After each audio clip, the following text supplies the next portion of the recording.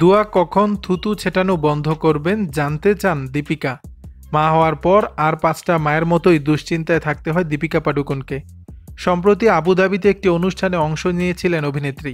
সেখানে তাকে পেশাগত এবং ব্যক্তি জীবনের নানা বিষয় শেয়ার করতে দেখা গেছে।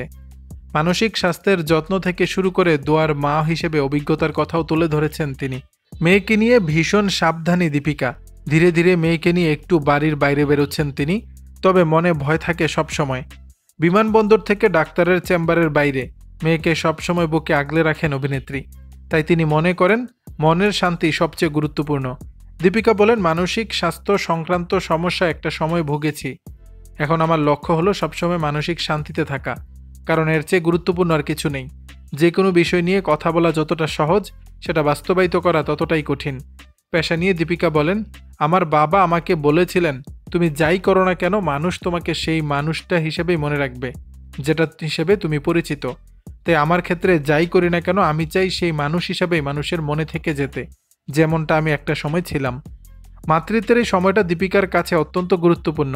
তার কথায় এটা জীবনের একটি নতুন রূপ। তিনি বলেন, তার সর্বশেষ গুগল সার্চও বাচ্চাকে বড় করা প্রসঙ্গে, একজন সাধারণ মায়ের যেমন হয়ে থাকে। দীপিকা বলেন, আমার বাচ্চা কখন থুতু ছেটানো বন্ধ করবে বা এই জাতীয় প্রশ্ন খুঁজেছিলাম। এখন সারাক্ষণই মেয়ের কথা ভাবতে থাকি।